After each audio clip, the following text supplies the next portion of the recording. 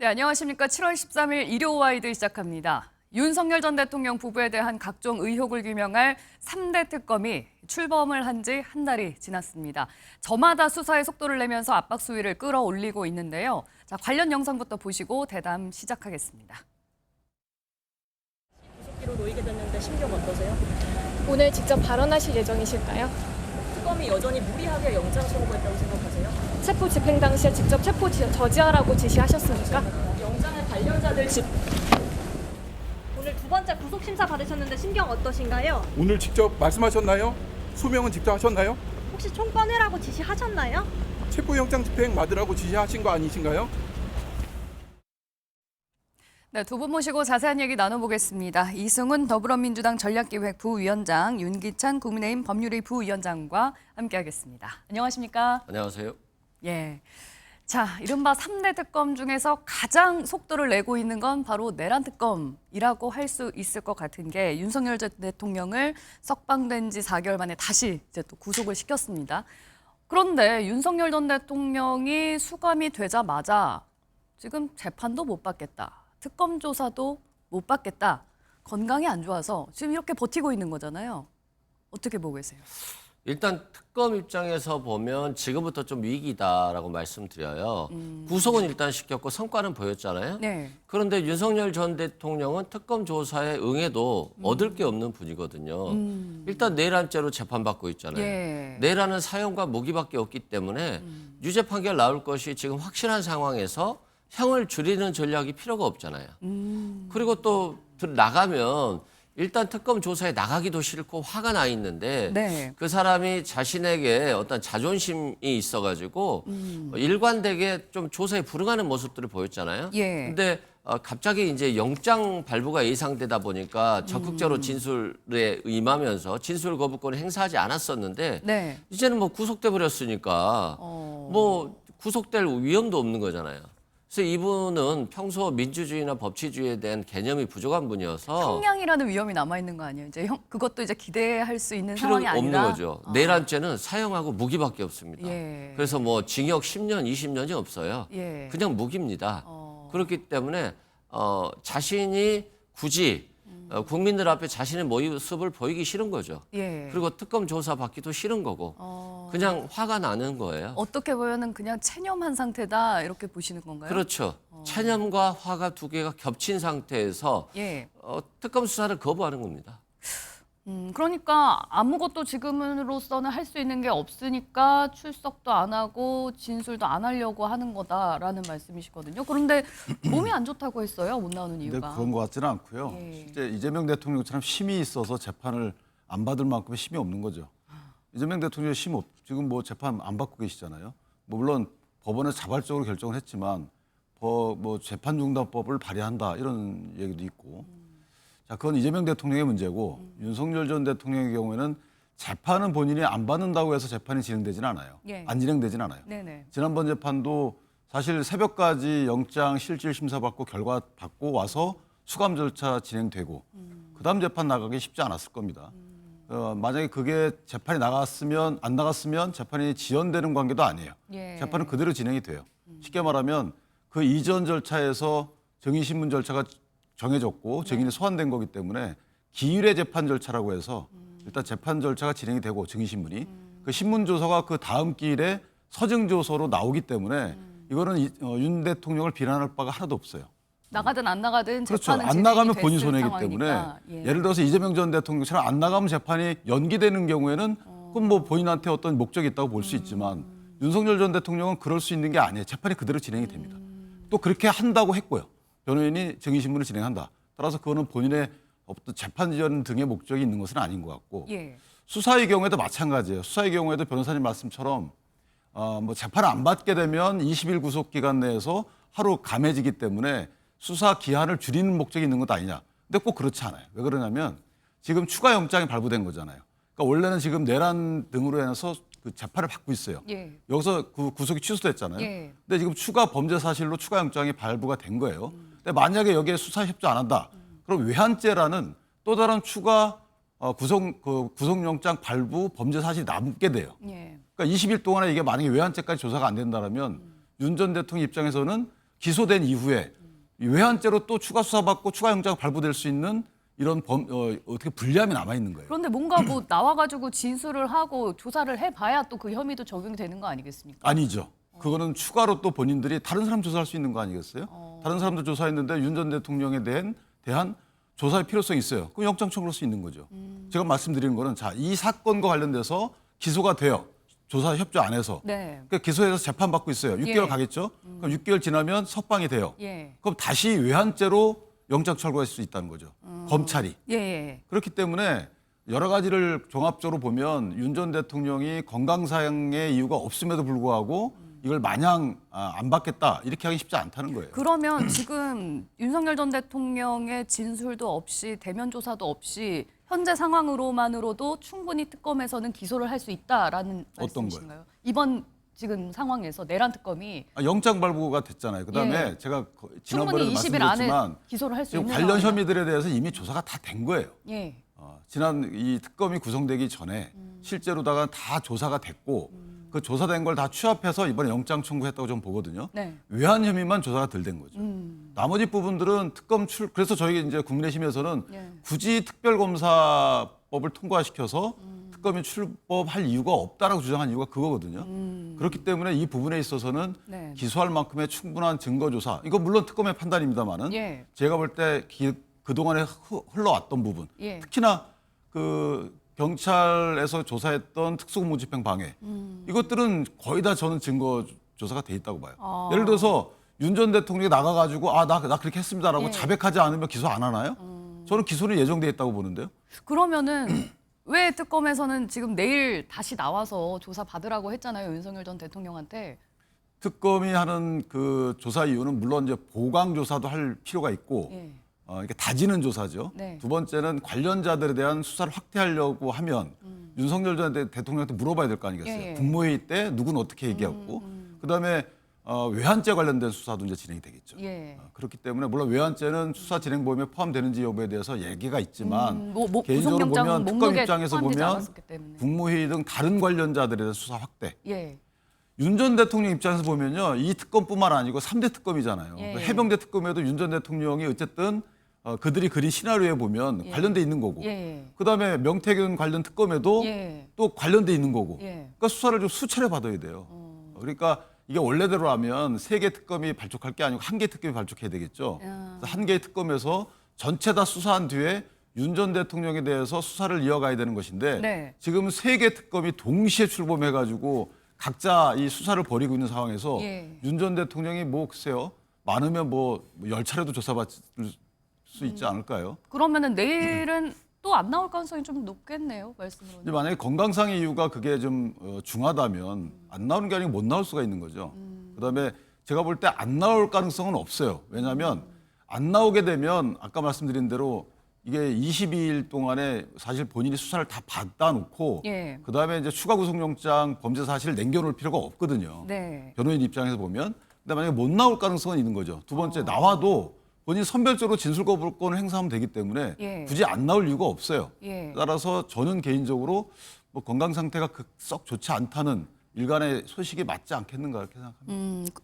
같은 생각이십니까? 내일 윤석열 전 대통령이 역시나 소환 아마 안 나올 조사받지 거예요. 않고. 예. 일단 뭐 화가 나서 안 나오시는 거고요. 또 나오면 진술을 해야 되는데 또 준비가 좀 안 됐을 수 있어요. 그리고 아프다는 것은 좀 핑계일 수 있는 게 교도소 안에 있으면 더 아플 수 있거든요. 밖에 나오면 경찰의 협조를 받아서 약을 받을 수도 있잖아요. 네. 그런데 계속 나오지 않은 것이고 다만 윤석열 전 대통령이 끝까지 안 나올 것이냐. 저는 좀 생각이 다른 게 네. 구치소 내가 생각보다 더워요. 그리고 굉장히 불편합니다. 예. 오히려 에어컨이 있는 특검 조사 받겠다고 나오실지 모르겠고요. 예.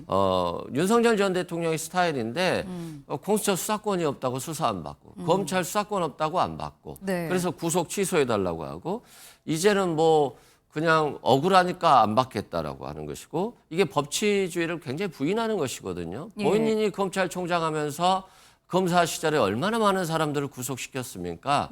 윤석열 전 대통령이 본인처럼 하는 사람들에 대해서 2번, 3번도 영장을 쳐서 구속시키고 정말 가혹하게 했었거든요. 네. 그런데 그러한 자신의 행동은 잊은 채 모든 검찰이나 특검의 활동을 부인한다? 이건 굉장히 정말 이해할 수 없는 행동이고 대통령의 권위가 무너져 버렸기 때문에 실은 대통령이 저렇게 하나 이렇게 하나 국민들이 관심이 또 없어져 버린 측면도 있어요. 그래서 저는 윤석열 전 대통령의 선택은 자유겠지만 네. 최소한 진실에 직면하는 어떤 모습들을 보여주면서 최소한의 어떤 권위 정도, 전직 예. 대통령으로서 권위 정도는 가져야 되지 않을까 싶습니다. 네. 윤석열 전 대통령이 뭐 지난번처럼 구속 취소를 고민하고 있던지 아니면은 구속 적부심 신청을 고민하고 있던지 이 부분도 좀 고려해 두고 있다고 보십니까? 그러니까 구속 취소는 법이 잘못된 거예요. 예. 법 집행이. 예를 들어서 구속 기간을 날이 아닌 시간으로 해야 된다라고 해서 빠져나오듯이 예. 또는 공수처 수사권이 없다, 불법이다라고 해서 빠져나오는 게 구속 취소인데 이 경우는 뭐 특검은 수사권이 있기 때문에 나올 수가 없죠. 예. 그리고 시간도 제대로 잘 지켰을 것이고요. 결국 이제 구속적 부심인데 네. 그럼 구속이 부당하다. 예, 자신의 구속이 부당하다. 판사가 구속시키기에 잘못됐다. 예. 판사가 판단이 틀렸다. 예. 이런 것인데 지금 전 국민이 보고 있고 예. 이 구속에 대해서 전 국민이 거의 동의하고 있는 상황에서 판사가 부당하다라고 빼내줄 수 있을까요?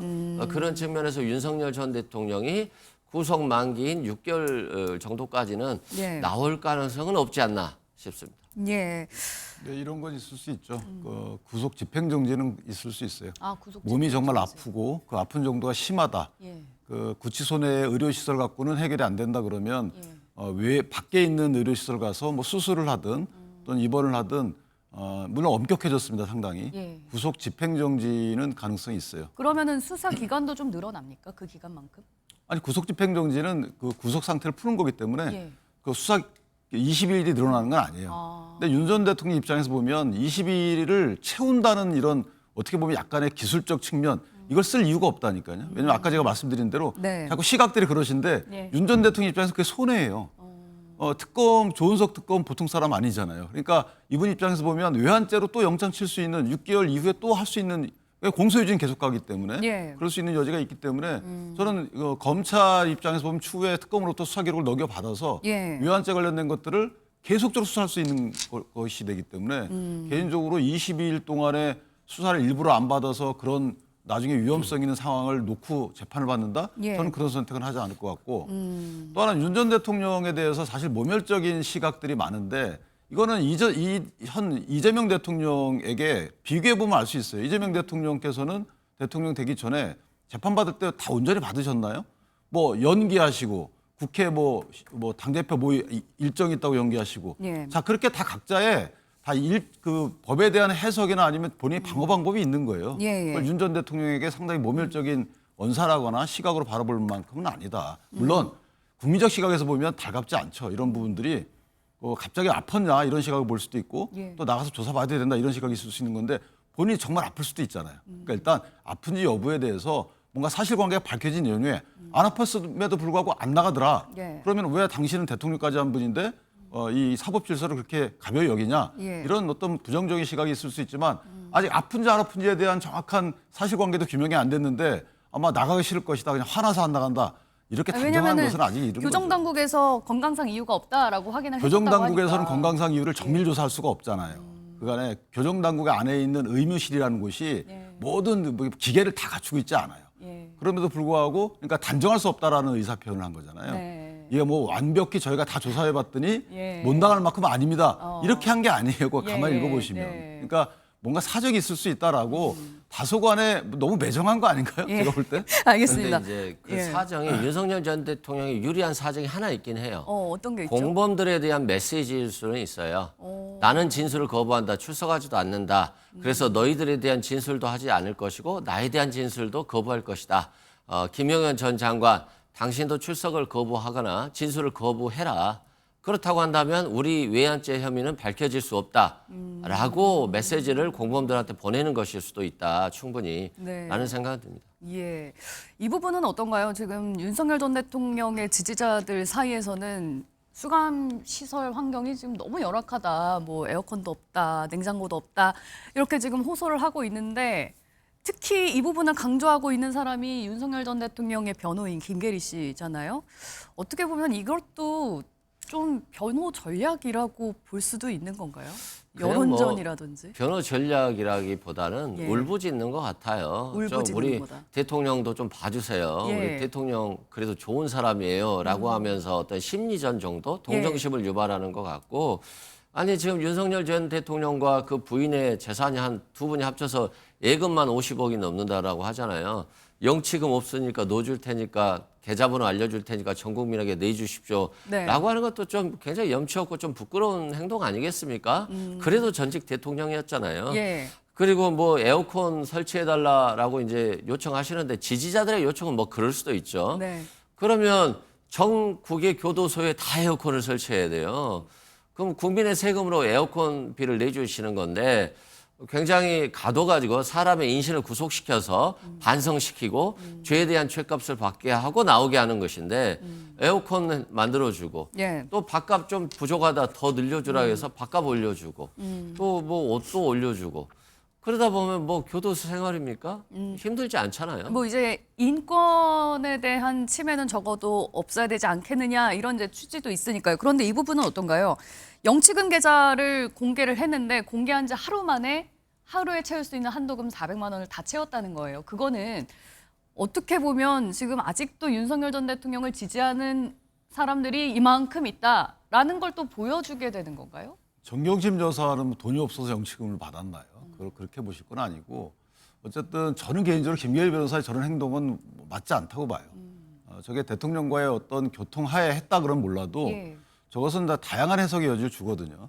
물론 이런 건 있죠. 지금 방금 말씀하신 것처럼 이렇게 많은 지지자들이 아직까지 응원하고 있습니다라는 객관적인 증표는 될 수 있죠. 응원의 메시지는 될 수 있어요. 근데 저게 국민께 좋아 보이진 않고 예. 두 번째는 독방에 열악한 거 맞아요. 특히나 올같이 폭염이 정도가 지나친 경우에는 힘들죠. 그런데 다 똑같아요. 재소자들 다 예. 똑같기 때문에 저 부분도 물론 이제 지지자들 입장에서 보면 윤 전 대통령에 대해서 뭐 안타까운 표시일 수는 있는데 교정당국 입장에서 보면 어느 특정인에게 저렇게 해줄 수는 없어요. 이런 건 있죠. 사람은 다 일반적인 처우 해줘야죠. 기준을 예. 높여달라. 예, 예. 예를 들면 윤 전 대통령 이때 보니까 일반적인 독방의 처우 기준이 낮아 보인다. 그래서 건강상의 뭐 심하게 해칠 여지가 있기 때문에 예. 우리가 수용자 처우 기준을 높이자라는 취지의 뭐 정치권의 메시지일 수는 그렇게 나아갈 수는 있지만 예. 특정인을 상대로 해서 특정인만 우대하는 에어컨 설치 이런 민원은 정치적인 메시지일 뿐이지 교정당국에 주는 메시지로서 유효하지는 않다 이렇게 봅니다. 예, 알겠습니다. 한편 또 최상병 특검 얘기도 좀 해봐야 될 것 같은데요. 윤석열 전 대통령 자택을 포함한 압수수색을 하면서 역시 속도를 내고 있습니다. 관련 영상 보고 얘기 이어가겠습니다. 정확히 무슨 주제인지는 기억은 안 나지만 여름 휴가 직전 당시로 기억을 하고 저희 앞에서 화를 내신 적은 없습니다. 예, 화를 한 번도 내신 적이 없다고. 몇 년 동안에 몇 번 봤습니다. 그 회의에서는 화를 안 내셨습니다. 하나만 묻겠습니다. 경로는 정말 없었습니다. 경로는 정말 없었나요?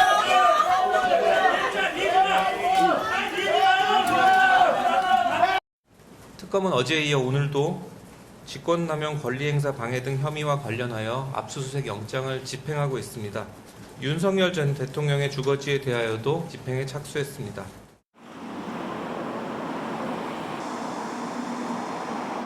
안에 혹시 여사님도 계셨어요?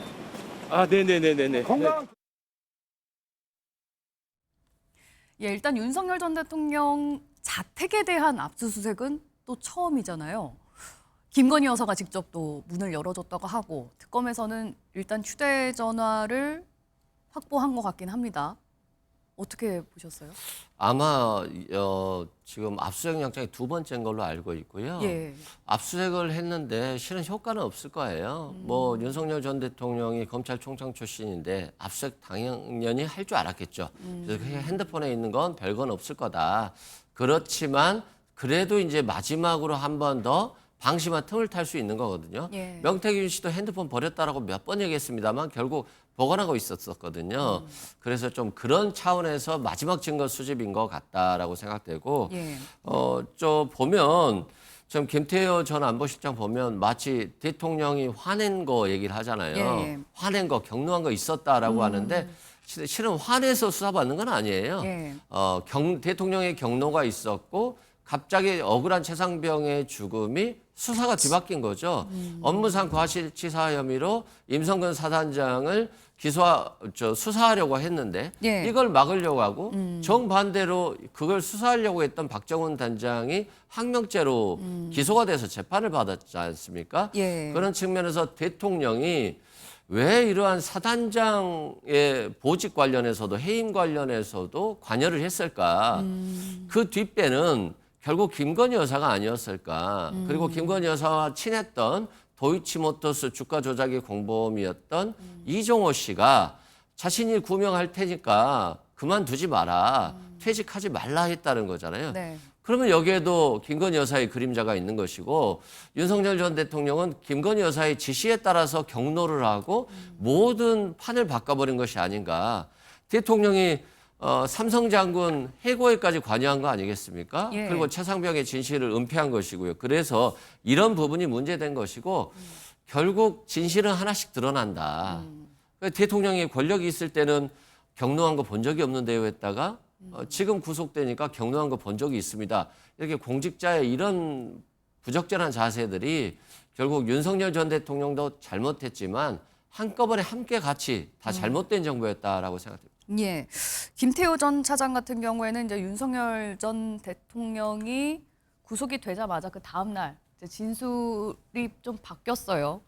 이 부분은 어떻게 최혜병 특검에서 좀 소기의 성과를 거둔 부분이라고 볼 수 있을까요? 결정적인 진술이 그렇진 않아요. 될까라고 변호사님 보세요? 말씀하신 것처럼 실제 대통령 군 통수권자잖아요. 예. 그러니까 사실 대통령의 권한 남용으로 인정되기 위해서는 사적인 목적이 있어야 돼요.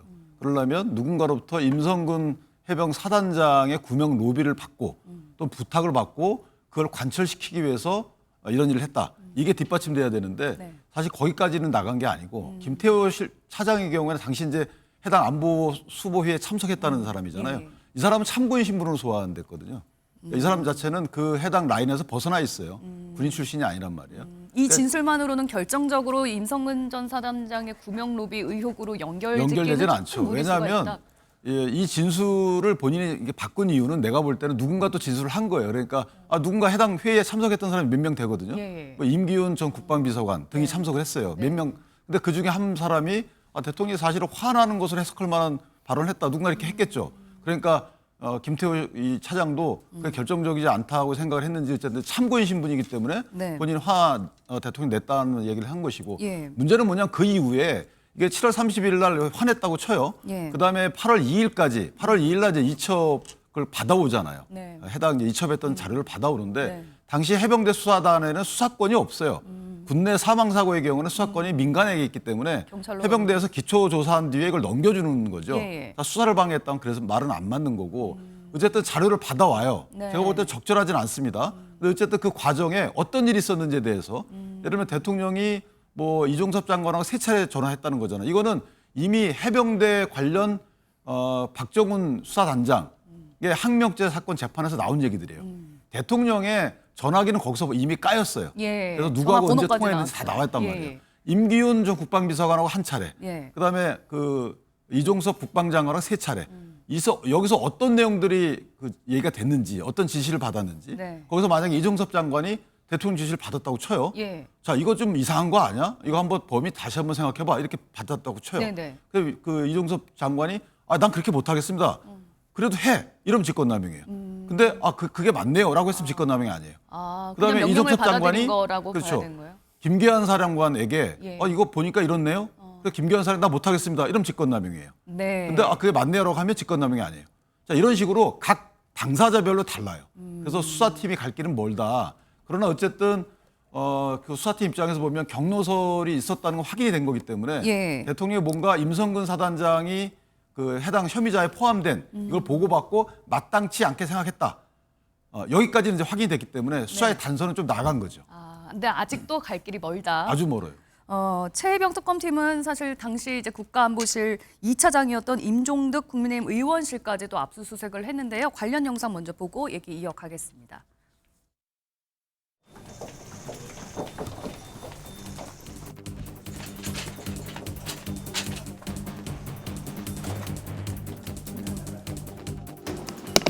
누가 들어갔나요? 네, 들어가. 수사팀 들어가다.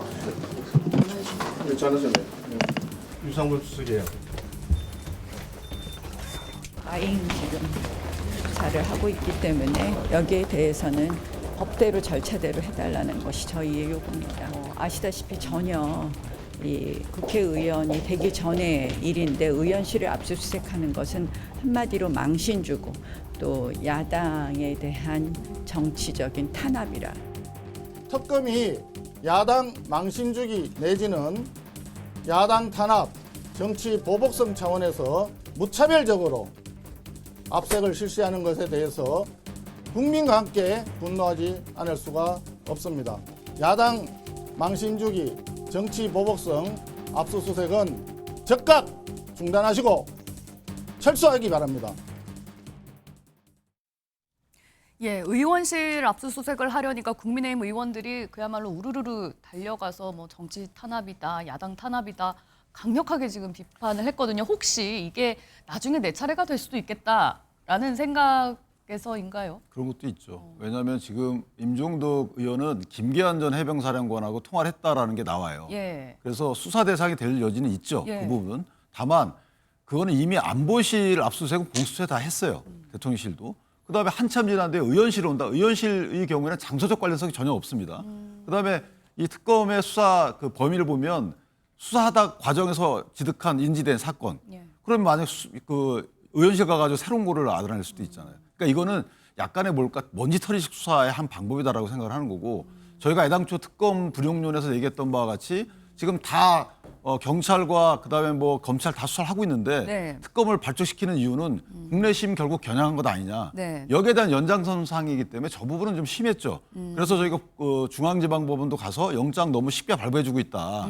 이렇게 항의한 건데요. 예. 사실 국회의원회관은 장소적 관련성이 밀접할 때 압수수색을 하는 것이지 예. 저와 같이 한참 지난 사건 그것도 이미 임종덕 의원이 그 당시 근무했던 안보실, 예. 대통령실 이미 공수처에 다 압수수색을 했습니다. 예. 그럼에도 불구하고 지금 다시 압수수색하는 부분은 그런 측면에서 보면 적절하지 않다. 매우 이렇게 생각합니다. 그러면은 지금 최혜병 특검뿐만이 아니라 김건희 특검 관련해서도 뭐 윤상현 의원도 막 압수수색 당하고 이런 식으로 진짜 국민의힘 의원들한테까지 수사가 더 확대될 가능성도 있다고 보세요? 있죠. 왜냐하면 윤상현 의원 같은 경우는 공관위원장이었잖아요. 대통령이 상현이한테 전화할게. 그래서 명태균이 원하는 공천해 줄게. 김영선 전 장관 해주겠다라고 한 거잖아요. 네. 김영선 의원에 대해서. 그렇기 때문에 당연히 수사할 수밖에 없죠. 이걸 압수수색하지 말라고 하는 것은 특검으로 하여금 수사하지 말라는 얘기하고 똑같다라고 말씀드리고요. 네. 과거 한번 생각해 보십시오. 압구정 정부라고 있어요. 윤석열 정부를. 저는 이런 패널을 하고 있었습니다만 그때 당시 하도 그냥 윤석열 정부만 비판하면 압수수색하니까 혹시 압수수색 당하는 거 아니야 했습니다만 지금 국민의힘 패널 중에 압수수색을 걱정하는 분이 있을까요? 그만큼 윤석열 정부에 비해서 굉장히 평화로운 시절이다라고 말씀드리고요. 먼지털이 수사가 아니라 이미 먼지까지 다 증거 인멸을 한 상황인데 네. 혹여나 하는 마음에 특검이 그래도 핸드폰이라든가 컴퓨터라든가 관련 증거를 확보하려고 이제 노력하는 것이고요. 예. 다만 이제 증거 인멸 시간이 너무 길었고 최혜병도 공수처에서 수사를 너무 끌었기 때문에 네. 거의 사실상 증거들을 인멸했을 정황이 굉장히 높습니다. 그럼에도 불구하고 잘못된 관행에 대해서 잘못된 불법적인 것에 대해서는 꼭 처리를 해야 된다라는 차원의 수사라고 하는 거니까요. 예. 좀 국민의힘이 이걸 정치 보복이라고 하지 마시고 적극적으로 조금 협조해야 되지 않나 싶습니다. 저희 2023년도에 이제 선관위에서 고발을 해서 명태균 사건이 그때부터 창원지검에 수사를 시작했어요. 2024년도 11월 달에 창원지검에 특수단을 구성합니다. 그게 이제 전국적 이슈가 됐죠. 그때부터 100여 명이 조사를 받았어요. 예. 이미 다 조사 받은 거예요. 60여 차례 압수수색이 있었습니다. 근데 지금 왜 다시 압수수색 하냐 이 말이죠. 저 부분은 물론 특검 입장에서 보면 압수수색, 강제, 그다음 구속 이런 것들이 본인들의 성과일 수 있어요. 근데 그럼에도 불구하고 압수수색은 원래 최소 범위 내에서 하는 거 아니겠어요? 그럼 이미 그 기조수사팀에서 그렇게 다 했음에도 불구하고 지금 또 하는 이유, 그것도 국회의원회관에 가서. 예. 그러니까 창원지검 사건의 경우에도 사실 이 중간 수사 결과까지 발표를 했잖아요. 그다음에 이관해가지고 중앙지검에 수사를 하고 있었어요. 네. 근데 지금 다시 저렇게 대대적으로 압수수색하는 것이 상당히 좋아 보이지는 않는다. 좀 과잉 수사라고 비춰지는 부분이 있기 때문에 조금 더 엄밀하게 타겟팅해서 해야 되는 것이지. 그러니까 기존에 했던 수사팀의 수사 결과를 전부 다 분석해서 요 부분은 필요하겠다라고 하면 그때 하는 거지 저렇게 전방위적으로 하는 게 저는 글쎄요 지금 처음 수하는 것 같아요. 뭐 아직은 일어나지 않은 일입니다만 만약에 이제 민주당에서는 체포동의안이 넘어오면 이거 바로 통과시키겠다라는 입장인데 국민의힘에서는 그러니까 저는 아까 변호사님 말씀 듣고 어떤 생각이 들었냐면 이게 증거인멸의 우려를 증거인멸한 정황을 찾는 게 아닌가. 네. 영장을 치기 위한 압수수색 아닌가. 예컨대 이 사람에 대해서 새로운 증거를 발견하기 위해서 압수수색하는 거잖아요. 예. 증거라는 것은 혐의 사실을 입증할 수 있는 여러 가지 관련 자료를 수집하는 절차인데 그게 아니고 그 증거를 인멸한 흔적을 찾기 위해서 압수수색한 것이 아닌가. 그래서 영장을 치려고 했던 것 아닌가. 더 나아가면 그럼 민주당하고 뭔가 이 뭐가 공조 행보를 하고 있는 것 아닌가. 이런 오해도 살 수 있는 여지가 있어요. 지금 체포 구속안이 나오면 바로 동의해 주겠다는 말이 지금 나올 단계가 아니잖아요. 특검이 영장을 치게 되면 그때 우린 동의해 주겠다라고 나와야 되는 건데 예전에 너무 빨리 저희 움직이고 있다 민주당에서. 그때 옛날에 경찰에 뭐 이성 무슨 의원 예. 이분은 뭐 경찰의 의사를 받아가지고 지도부에 알려주고 지도부에서 받아 알려주고 해서 한때 문제가 됐었잖아요. 이런 식으로 좀 더 조심하셔야죠. 네, 알겠습니다. 자, 오늘 두 분 말씀은 여기까지 듣겠습니다. 고맙습니다.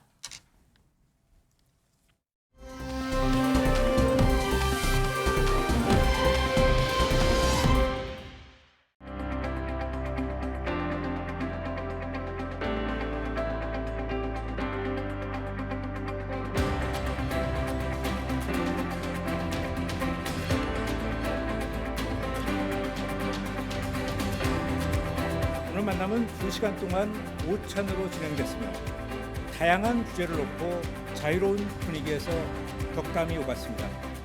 이 대통령은 대한민국의 대통령, 모두의 대통령이 되기 위해 국민 통합에 앞장서겠다면서 그걸로 언론인의 참여와 지혜를 요청했습니다.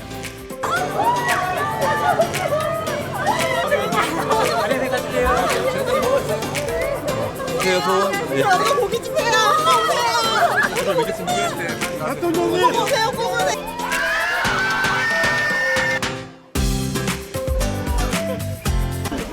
제주 오겹살이 유명하고요. 항정살이. 뭘로 드시나요? 오겹살. 네, 오겹살 제일 싫다고. 네, 오겹살.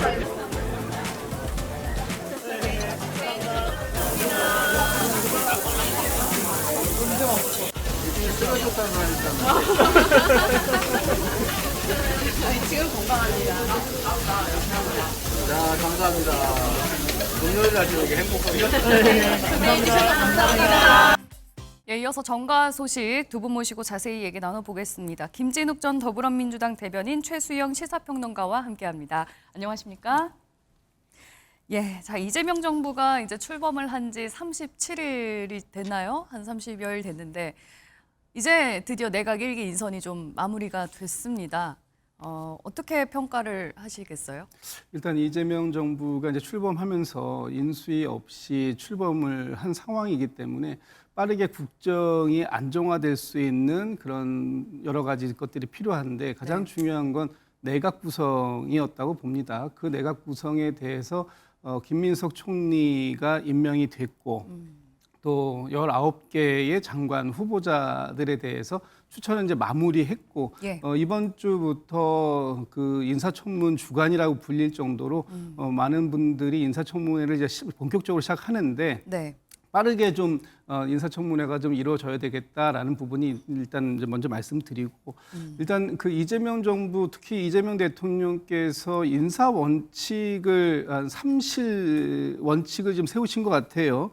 실용, 실력, 실무 위주의 인사를 함으로써 바로 현장에서 이 업무들을 즉시 보면서 성과를 낼 수 있는 그런 인사들로 추천을 좀 많이 했다. 그래서 결과적으로 일하는 정부의 모습, 면모를 갖추기 위해서 굉장히 속도를 냈다. 이렇게 평가할 수 있을 것 같습니다. 예, 최수영 평론가. 저는 물론 실용 삼실 인사라고 이제 잘 평가를 한번 하시지만 제 입장에서 봤을 때 너무 손쉬운 길을 택한 게 아니냐 싶어요. 현역 의원 많은 거에 대해서요? 총리까지 포함하면 9명이잖아요. 거의 절반 가까이. 거의 절반 가까이예요. 아니 근데 이러려면은 과연 대통령 중심제인가? 물론 이제 다 이 얘기를 하는 순간 우리가 인수위도 없이 출범하는 바람에 결국에는 이렇게 검증된 인사로 포진시킬 수밖에 없다는데 오히려 저는 이게 이제 풀이 좀 협소하다는 생각도 좀 들고 결국에는 이렇게 말하자면은 당에 기대는 모습, 그다음에 국회에 기대는 모습이 나중에 이제 이분들과 또 당정 일체 얘기하다 보면은 아니 도대체 정부와 내각이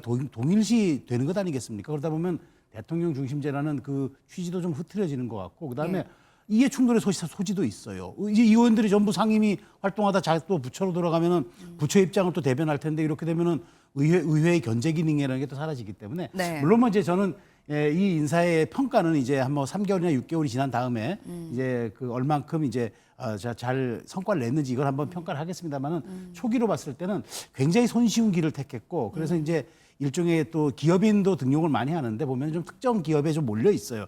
이런 점들은 정말 제가 아까 인재풀에 대한 협소도 얘기했지만 약간 뭐랄까 이제 이재명 정부가 보는 포커싱이 조금 국소화되어 있는 것 아닌가 그런 생각이 좀 들어서 이 부분은 어쨌든 제가 지적은 드리고 앞으로 결과를 놓고 다시 한번 평가를 하도록 하겠습니다. 네. 손쉬운 길을 택했다라고 하셨는데 그 손쉬운 길이라는 건 인사청문회를 그렇죠. 말씀하시는 거죠. 네. 내일부터 당장 이제 16명의 장관 후보자들의 인사청문회가 줄줄이 예고되어 있습니다. 말씀을 하신 것처럼 그야말로 슈퍼 위크라고 불리는데요. 먼저 여야가 공방을 좀 벌이고 있는데 관련 영상부터 보고 오시겠습니다. 아직까지는 그 언론에 보도되고 있는 게 이제 일방의 의견만 언론에 보도가 되고 있기 때문에 청문회에서 당사자의 소명을 좀 들어봐야 한다고 생각합니다. 쌍방의 의견을 들어보고 이제 판단해야 될 부분이라고 생각합니다. 위법을 위법이라 말 못하고 갑질을 갑질이라 말 못하는 정부가 과연 도덕성과 전문성을 갖췄는지 의문입니다. 이재명 정부식의 이런 내각 구성이 설사 구성이 된다 그래도 그것이 과연 성공할 것인가, 국민의 눈이 두렵지 않은가 이런 생각을 합니다. 앞서서 이제 현역 의원은 인사청문회 통과가 쉽지 않겠느냐 그런 면에서 이번 내각 인선에 보면은 현역 의원들이 좀 많이 채워진 건 아니냐라고 말씀하셨는데 민주당에서도 떨어지는 사람은 없을 거다. 전원 생환이 가능하다, 충분하다라고 보시는 거죠?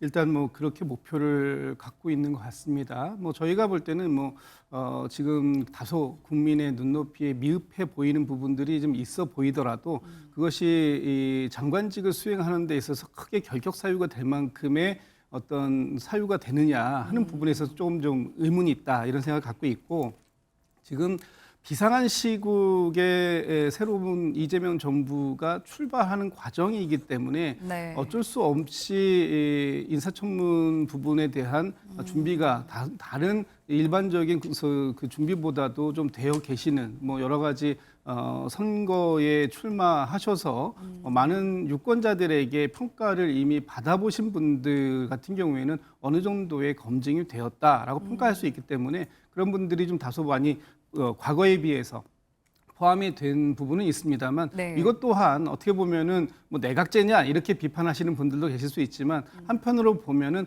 당정이 함께 책임지는 그런 국정의 책임 동반자로서의 역할을 다 하는 것이다 이렇게 또 말씀드릴 수도 있기 때문에 그렇게 좀 바라봐 주시면 좀 좋겠다라는 생각이 들고요. 지금 뭐 한두 분 정도에 대해서는 국민의힘에서 굉장히 많이 비판적으로 말씀을 주시는 부분도 계신 것 같아요. 강선우 후보자랑 이진숙 후보자. 네. 그분들은 이제 특히 이제 강선우 후보자 같은 경우에는 내일 당장 인사청문이 예정되어 있기 때문에 인사청문 과정에서 충분하게 본인에게 제기되어 있는 의혹들을 좀 소명해 냈으면 좋겠다 이런 기대감을 갖고 있는데 이 부분에 대해서도 저희가 무조건적으로 무조건 다 통과시키겠다 이런 생각이 있는 건 아닌 것 같아요. 어쨌든 최대한 국민들께 설명드리고 소명할 수 있는 시간은 보장되어야 된다. 그리고 난 이후에 국민들께서 어떻게 판단하시느냐 여부에 따라서 최종적인 결정은 대통령께서 인사권을 가지고 하시는 것 아니겠는가. 일단 인사청문회까지는 지켜봐 달라 이런 말씀을 좀 드리고 있는 겁니다. 지금까지 이제 거론되는 그 문제가 많이 거론되고 있는 두 후보자 같은 경우에 의혹들이 지금까지로는 크게 이제 결격 사유로 보기는 힘들고 인사청문회에서 충분히 소명이 가능할 거다. 해명이 가능한 부분이 상당히 있다 이렇게 보고 있는 거죠. 국민의힘에서는 그렇게 안 보고 있잖아요. 그렇죠. 저는 제일 당황스러운 게 해당 부처 분야에서 가장 부적격한 사람을 찾아내도 이렇게 찾아내기 힘들 것 같아요. 아니, 하필 왜 여성가족 분야, 그 하필 왜 또 교육 분야. 교육부 그러니까요. 교육부 아주 장관이냐. 갑질하다 못해 슈퍼 갑질이고 그다음에 사실 그 강선우 후보자에게 따라다니는 의혹은 제가 이렇게 필설로 형용할 수 없을 정도로 사실은 근데 그분이 지명되고 나서 가장 낮은 곳으로 내려가서 사람을 돌보는 정책을 만들겠다고 했을 때 헛웃음이 나오더라고요. 아니 국민이 이렇게 정말 냉소를 보내는 분이 해당 부처의 장관으로 온다? 동의가 되겠습니까? 그리고 이진숙 교육부 장관은 아니 장관 교육부라는 게 뭡니까? 말 그대로 아이들에게 미래를 제공하고 미래를 담보하는 그 역할을 해주는 분인데 남의 것 갖다 뺏겨 쓰면서 아이들 보고 똑바로 자라할 수는 없는 것 아닙니까? 논문 표절 의혹 관련해서. 그렇죠. 그래서 저는 이렇게 생각합니다. 지금 이분들이 지금 툭하면 이 얘기를 합니다. 아 청문회 때 모든 걸 밝히겠다. 평소에 밝히면 될 일입니다. 아, 없던 진실이 청문회 가면 나타납니까? 아니면 갑자기 방어 논리가 청문회 가면 생깁니까? 네. 지금 아니면 아닌 대로 얘기하면 되고 그 얘기하는 순간 언론이 다 보도하고 검증합니다. 네. 그렇게 해야 되는데 하루만 버티면 된다. 즉 이 말하자면 김민석 효과라 그러죠. 김민석 이펙트. 네. 버티면 된다. 예. 총리도 이틀 버티고 그다음에 심지어는 표결까지 간 사람도 통과시키는데 이분들은 표결도 안 해요. 그냥 청문 채택 보고서 안 되면 3일 지나서 대통령 임명이 그만이니까 예. 이걸 믿는 것 같은데 제가 여기서 꼭 하나 드리고 싶은 말씀은 네. 그 윤석열 정부의 재앙이 언제부터 시작됐냐면은 그 윤석열 전 대통령이 도어 스태핑에서 버럭하고 그 인사검증에 대해서 기자가 지적하니까 전 정부에서 이렇게 훌륭한 장관 후보자 보셨습니까?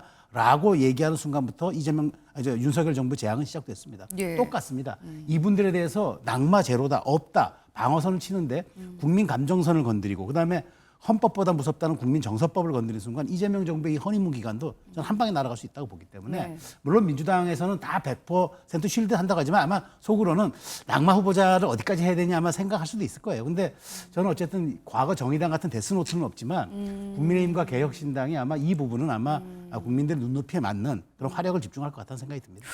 민주당이 낙마 후보를 어디까지 보고 있을까 고민을 하고 있다라고 말씀을 해주셨는데 이재명 대통령이 이제 얼마 전에 보수 논객들과 또 식사를 했잖아요.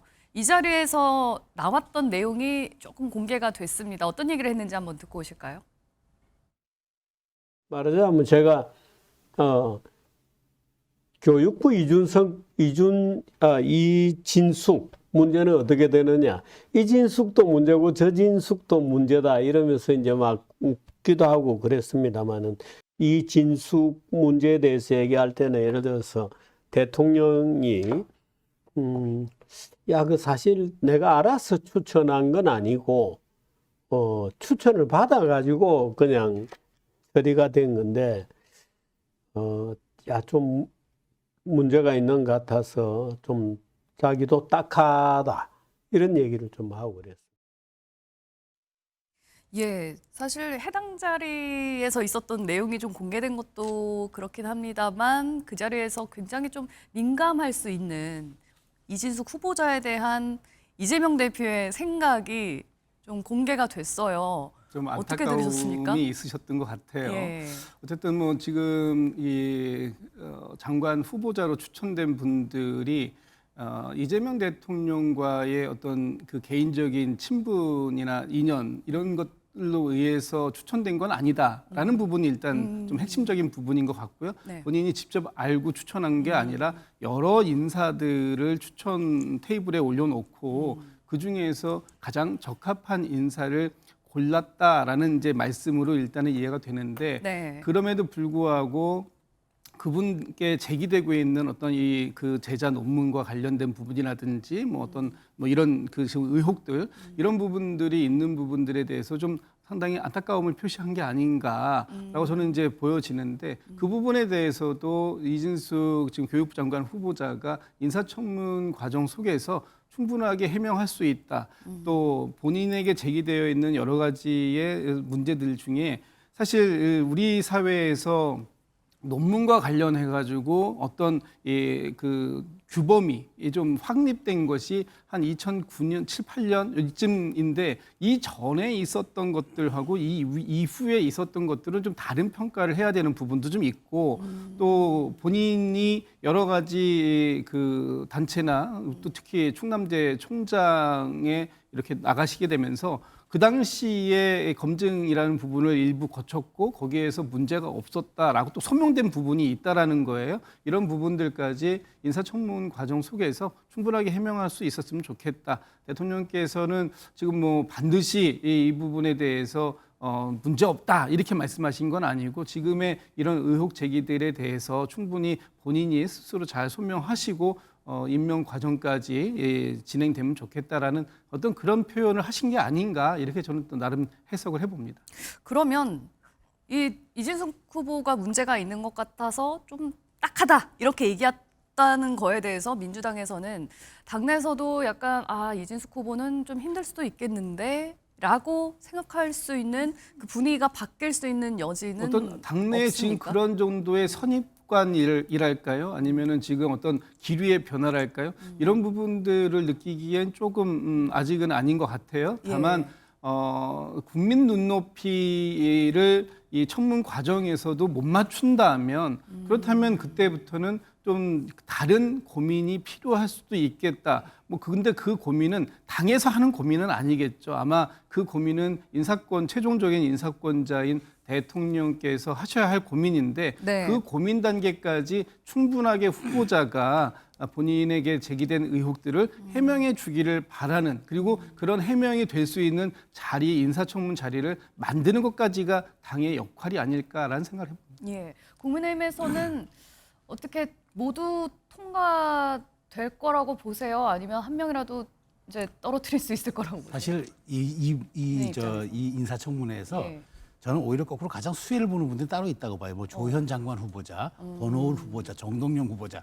이분들도 사실 만만한 비리가 아니고 만만한 의혹이 아닌데 워낙 이 두 사람이 세다 보니까 다 묻히고 있어요. 이런 수혜가 어디 있습니까? 근데 이 지금 현역 의원들이다 보니까 현역 의원 불패들 생각하는 것 같은데 저는 이 관행에 저는 말하자면은 너무 집착할 필요도 없고 국민의힘도 마찬가지예요. 예. 이번 강선우 의원이 물론 뭐 동업자죠. 사실 의원이 국회의원이니까. 근데 저는 여기에 칼날의 잣대를 더 좀 엄격히 들이대야 된다. 왜냐하면 진보 보수 정권이 어떻게 바뀌든지 간에 우리가 아닌 건 아니라고 얘기를 해야 되잖아요. 예. 우리가 보더라도 사실상 이렇게 뭐 보좌진에게 한 갑질을 놓고 보면은 이분은 여성가족부 장관이 아니라 단순한 공직을 맡기에도 매우 부적합한 분이에요. 그렇기 때문에 지금 여기에 대해서 뭐 같은 동료 의원의 의식을 갖고 뭐 이렇게 약간 손방망이로 간다든지 이렇게 가서는 안 될 것 같고요. 그리고 아마 제가 보기에 대통령의 고민도 저렇게 묻어나기 때문에 민주당에서 정무적 판단을 할 것 같습니다. 아마 우리도 여기까지 가야 되는데 근데 저는 이진숙 장관 후보자에 대해서는 어느 정도 약간 컨센서스가 이루어진 것 같은데 이제 현역 의원이다 보니까 강선우 의원에 대한 약간 그 공세가 세질 경우 이걸 어떻게 처리해야 될까 고민은 좀 될 것 같지만 저는 그 고민은 국민 눈높이에 맞춰야 된다고 생각합니다. 여기에 대해서 의원이기 때문에 우리가 조금 관용적으로 대하고 이렇게 하면 안 되고요. 예. 저는 오히려 이런 것을 통해서 국회에서의 만연한 의원과 보좌진 간의 갑질 문화 이런 것들도 좀 개선돼야 되고 여기에 대해서는 여야 할 것 없이 의원들이 스스로 반성을 또 해야 될 필요도 있을 겁니다. 예. 그런 측면에서 저는 이번에 많은 분들 아까 제가 얘기했던 조현, 정동영 이런 분들이 속으로 안도의 한숨을 내실 겁니다. 이 두 분 때문에 우리가 사는구나. 네. 어쨌든 이렇게 이재명 정부의 내각은 첫 출범을 하지만 저는 이 두 분에 대한 국민적인 잣대와 눈높이는 매우 엄격하기 때문에 이 부분은 정무적 판단 잘해야 될 것 같다는 생각이 듭니다. 국민의힘에서는 제대로 좀 검증을 할 수 있을까요? 워낙 많은 후보들이 이제 다음 주에 청문회를 해야 되기 때문에. 저는 오히려 국민의힘도 국민의힘이지만 개혁신당도 아마 화력이 좀 있을 것 같다는 생각이 들어요. 과거에 정의당에 데스노트가 있는 것처럼 이번에 보니까 천하람 원내대표는 갑질의 여왕이라고 강선우 의원을 칭하던데 국민의힘도 국민의힘이지만 저는 개혁신당의 좀 역할도 좀 기대하고 국민의힘도 너무 전선을 확대하지 말고 일종의 선택과 집중을 통해서 확실하게 해서 야당으로서의 존재감을 보인다는 거 이 부분을 조금 좀 저는 더 신경을 써야 될 것 같다는 생각이 듭니다. 예, 알겠습니다. 이어서 국민의힘 얘기를 좀 해보도록 하겠습니다. 최근 혁신위를 띄었다가 다시 가라앉고 다시 또 띄우고 이런 상황이 좀 반복되고 있는데요. 어떻게 돌아가고 있는지 관련 영상부터 보고 오시겠습니다. 당원 당규에 그 잘못된 과거가 무엇이고 그것을 어떻게 단절하겠다는 내용을 새겨 넣는 것입니다. 돌에 새겨 넣는 거죠. 나라로 따지면 헌법 전문에다 넣는 거거든요. 당 소속 대통령 부부의 전횡을 바로잡지 못하고 비상계엄에 이르게 된 것에 책임을 깊이 통감하며 대통령 탄핵에 직면해서는 국민 눈높이에 맞는 판단을 하지 못한 것을 깊이 반성하고 사죄드립니다. 당의 주인이 당원임을 망각하고 특정 계파, 특정인 중심으로 당을 운영한 것을 반성하고 사죄 드립니다. 중앙당의 지도체제를 강화하겠다라는 봉숭아학당은 이제 없다. 봉숭아학당 대신에 민심학당이 될 것이다. 그리고 날만 새면 비대위 체제였는데 이제 그런 일은 없을 것이다. 예. 안철수 혁신위원장 이제 저희가 저번 주에만 해도 막 얘기를 하고 왜 당대표를 나와야지 혁신위원장 하느냐 이런 얘기 했는데 진짜 혁신위원장 안 하고 당대표 나간다고 얘기를 했어요. 네. 어떻게 들으셨습니까? 뭐 안전 대표까지 안 의원이 예. 저는 그렇게 급선회 한 이유가 좀 있는 것 같아요. 그러니까 물론 이제 안 의원도 비판으로부터 자유로울 수 없는 게 혁신위원장 정도 돼가지고 그렇게 중요 인사들의 거취 문제를 얘기하려 그러면 물밑도 좀 조율하고 그다음에 아니면은 혁신의 결과물로 그걸 내놓으면은 비대위를 압박하면은 좀 되는데 이게 네. 마치 언론 플레이 하듯이 던져서 안 되니까 나는 뭐 15분 만이나 그냥 바로 대표 나갈래요라고 얘기하다 보니까 안 의원에 대한 비판의 화살이 있는 것 같은데 예. 저는 본질적으로 그런조차도 공간을 열어주지 못하는 비대위가 그런 혁신위를 또 뭐하러 합니까? 그래서 저는 이게 저는 안철수의 어떤 안철수 의원의 어떤 뭐 정치적인 어떤 그런 뭐 꼼수 이렇게 저는 보이진 않고요. 오히려 보십시오. 지금 그 윤희숙 위원장이 됐는데 윤희숙 위원장이 혁신안을 또 냈잖아요. 예. 내니까 당에서는 왜 사과만 하느냐고 왜 이게 혁신이가 방향을 잘못 가고 있다 또 비난합니다. 네. 그럼 이러려면 혁신위를 뭐하러 합니까? 차라리 그냥 그 슬쩍 뭉개고 넘어가고 그냥 전당대회 바로 가지. 그래서 저는 윤희숙 위원장의 발표와 황우려 선관위원장 발표가 동시에 이루어진 걸 주목하는 겁니다. 결국에는 방점은 조기 전대에 찍혀 있는데 혁신을 안 하려는 비판은 넘어가야 되겠으니까 한 것 아니냐. 저는 그런 측면에서 안철수 의원의 선택은 전 타당하리라고 보고 저 그렇다면은 더 이상 이제 눈속임하지 말자.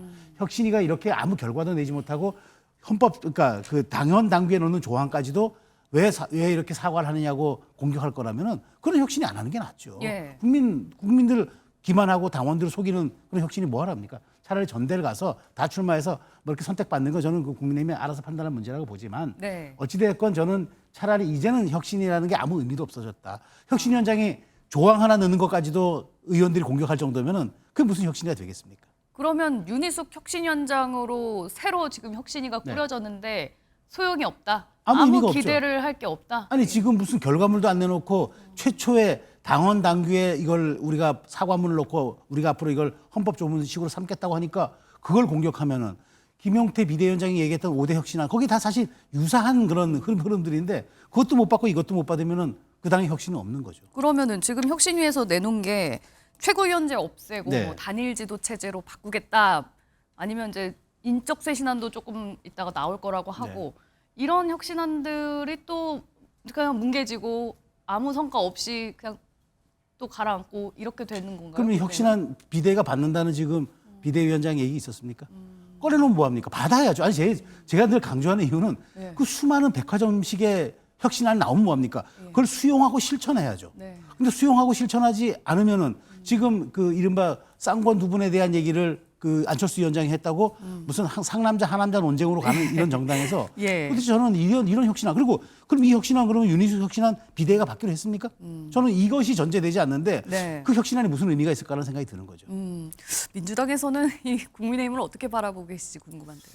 그래서 잘 하셨으면 좋겠습니다. 예. 정당이라는 것이 뭐 진보 정당, 보수 정당 두 바퀴가 같이 굴러가야 대한민국의 정치사가 발전하는 것인데 어느 한쪽이 이렇게 그 어려움을 겪고 있는 그리고 또 특히 좀 뭔가 쇄신하고 반성하고 하는 모습들이 좀 적극적이었으면 좋겠는데 그러지 못한 부분에 대해서는 좀 안타까움이 있고 지금 좀 방금 말씀 주셨는데 지금 이 국민의힘의 혁신위원회가 발버둥은 치는데 배가 지금 산으로 가고 있는 게 아니냐 이런 평가들이 나오는 것 같아서 더 안타까움을 뭐 자아내고 있다 이런 생각이 듭니다. 예. 지금 두 가지 혁신안을 발표하셨어요. 첫 번째가 윤석열 전 대통령 부부와의 절연 그것을 당원 단계에 넣겠다라는 것이고 두 번째가 지도 체제를 바꾸겠다라고 하는 것인데 네. 이 두 가지 다가 정말 이게 혁신의 본질이 맞는가 이미 때를 너무 늦었는데 그마저도 당내에서 이에 대한 어떤 공감대를 이루지 못하는 혁신안이 자꾸 발표가 되고 있는 것 이것이 어떻게 보면 국민의힘의 혁신 새로운 방향으로 가는 것인지 아니면 퇴행을 계속해서 거듭하고 있는 것인지 이런 것들이 지금 이 보수의 중심이라고 하고 있는 대구 경북 또는 PK 지역에서의 지지율 하락으로 나오고 있는 모습들을 보면 네. 지금 국민의힘의 어떤 이런 그 혁신안을 내놓고 하는 모습들이 이게 물에 빠진 사람이 지금 구해지는 모습이 아니라 물 속에서 허우적대고 있는 모습처럼 비춰지기 때문에 오히려 그 부분에 대한 비난, 비판 이런 부분들이 가중되고 있는 게 아니냐. 옆에서 지켜보는 게 좀 안쓰럽다, 답답하다 뭐 이런 생각이 좀 들고 있죠. 예. 그러니까요. 이제 국민의힘에서는 이렇게 되면 8월 전당대회까지 그냥 손 놓고 기다려야 되는 건가. 그러기엔 지금 상황이 너무 심각해 보이는 게 지지율 수치가 만만치 않거든요. 네, 그렇죠. 거의 5년 만에 20%가 깨져버렸습니다. 2020년 11월 이후에 처음으로 20%가 깨져서 최근 나온 여론조사로는 19%대까지 나왔거든요. 굉장히 심각하게 받아들여야 되는 상황이 아닌지. 그렇죠. 국민의힘의 당명을 쓴 이래 지금 최저치입니다. 예. 그렇다면 이제 국민의힘이란 당명이 더 이상 이제 국민들에게는 대한야당으로, 대한정당으로 이제 보이지 않는다는 의미예요. 더군다나 TK에서조차 지금 지지율이 빠집니다. 물론 이게 그대로 빠진 지지율이 이제 민주당으로 간 건 아니고 아마 중도로 이반된 게 있고 뭐 여러 가지 저는 사정은 있으리라고 봐요. 왜냐하면 지금 열패감과 상실감에 빠진 그 많은 보수 지지층들이 아마 전화 응답 자체를 안 받을 겁니다. 전화가 오면 아예 안 받고 전화가 오면 끊어버리고 아마 이렇게 될 겁니다. 그렇게 되다 보니까 응답률 자체도 적어버리니까 그렇지 않아도 지지율도 빠지는데 여기에 겹치다 보니까 이제 지금 19%까지 갔는데 과거 박근혜 전 대통령 탄핵 때 2019년에요. 그때 자유한국당이 한 자릿수까지 떨어진 적이 한 번 있었어요. 근데 이제 그때까지 이게 더 이제 밑바닥까지 갈 거냐는 논쟁이 남아 있는데 어쨌든 지금 PK, TK가 이반하고 있다는 거는 이제 전통 지지층도 등을 돌리고 있다는 얘기잖아요. 더 이상 이 당을 이제 대한정당으로 안 보고 대한야당으로 안 본다는 얘기인데 그렇다면 저는 이거는 심각한 문제인데 도대체 그럼 이렇게 지리멸렬한 상태를 지금 넘어가려는 이런 몸부림이 결국 저는 시간 벌기 같다는 생각이 들어요. 그러니까 혁신의 활동도 이런 식으로 조금 말할까 좀 삼부리그 대하듯이 이렇게 대하고 그다음에 비대위는 뭐 이런 식으로 뭐 혁신이가 뭐 특정 계파를 몰아내는 식으로 혁신하면 안 된다. 어떻게 가이드라인을 주는 것 비슷하잖아요. 혁신이 어디까지 갈지를 모르는 정도의 메스를 들이대야 그나마 이 정당이 다시 소생하는데 이 정도는 안 됩니다라고 자꾸 선을 그어버리거나 기준점을 제시해버리면 혁신이가 무슨 활동을 할 수 있겠습니까? 저는 우리가 이제 정말 어떤 파괴적 혁신을 할 때는 밑바닥부터 시작해야 되거든요. 그러니까 옛날 시인 이상이 이런 말을 했습니다. 절망이 기교를 만들고 그 기교가 또 절망을 만든다고. 그러니까 이게 눈속임하거나 봉합하거나 하는 개혁과 쇄신으로 안 되는 거예요. 왜 이렇게 갔는지 정말 처절한 반성을 해야지 이런 식으로 쓱 가다가 8월 전대에서 자 그러면 최고위원장 다 없애고 대표 하나 옹립해가지고 대표에 강력한 리더십을 줘가지고 간다?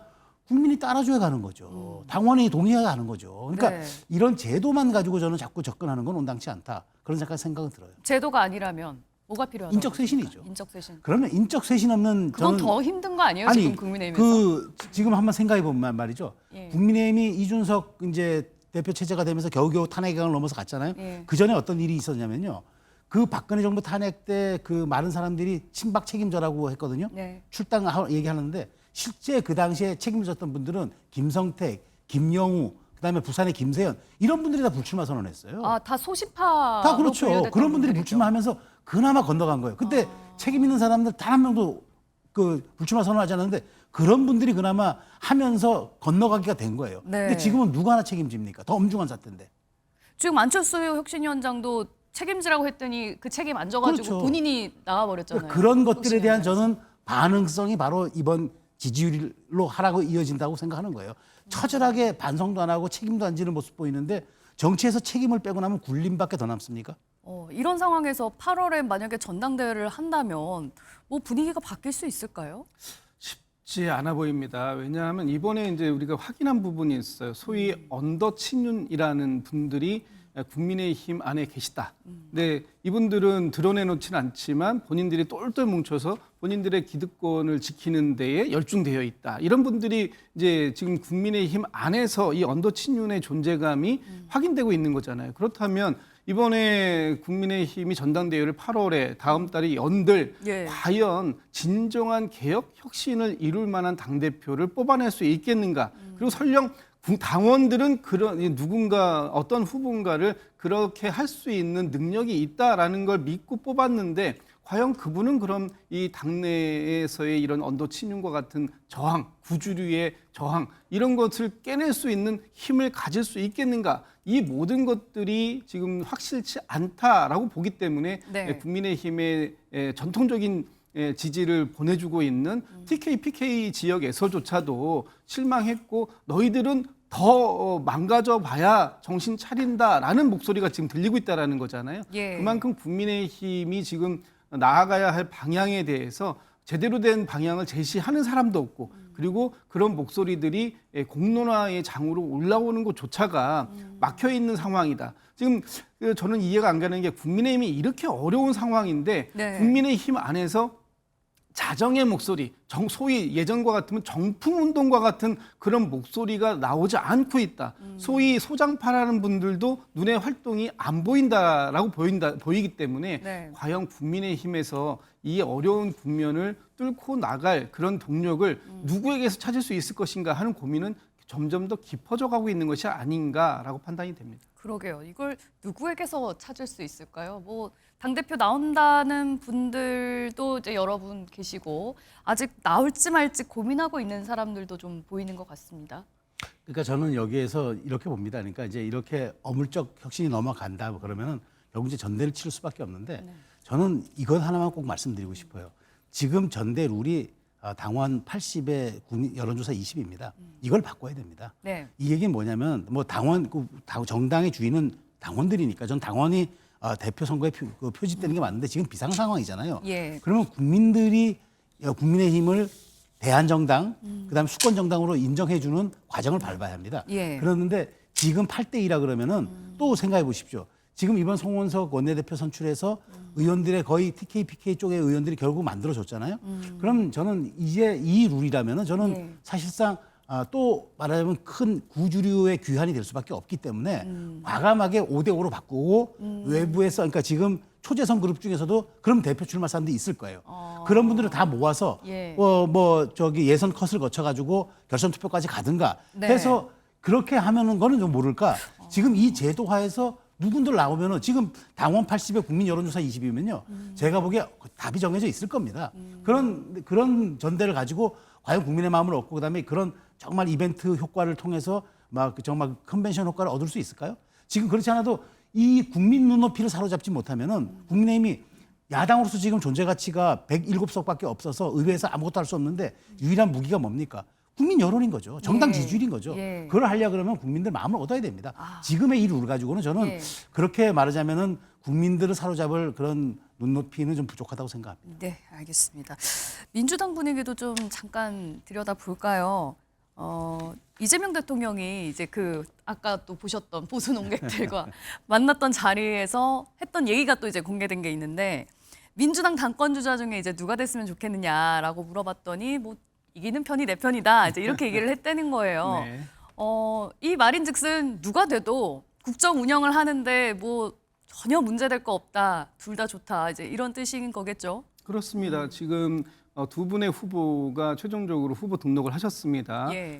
정청래 후보 또 박찬대 후보 두 분이 등록하셨는데 이재명 대통령이 대표를 하실 때 한 분은 수석 최고위원을 하셨고 또 한 분은 원내대표를 하신 상황이기 때문에 누구와도 손발을 맞추는 데는 지장이 없다. 그리고 두 분 사이에서 이재명 대통령이 누군가 소위 명심이라는 부분을 겉으로 드러내지 않게 하시려는 생각이 굉장히 강하셨다 이렇게 보여지는데 그럴 수밖에 없을 겁니다. 지금 뭐 두 분이 경쟁을 하다 보니까 경쟁은 좀 다소 좀 뜨거워지고 있는 분위기이지만 그렇다고 해서 어느 한 분이 당대표로 선출된다고 해도 당이 뭐 깨지거나 혹은 당의 분열이 이루어질 수 있는 그런 상황은 전혀 아니다. 예. 그런 또 믿음이 있기 때문에 두 분 중에 한 분이 어느 분이 그 당대표에 당선이 된다고 하더라도 네. 국정 운영에 손발을 맞춰 나가는 데는 아무런 지장이 없을 거다. 그래서 지난번에 지금 자료만 나오나요? 예. 지난번 그 국회에 두 분 이제 방문하셨을 때 네네. 시정연설 때 방문하셨을 때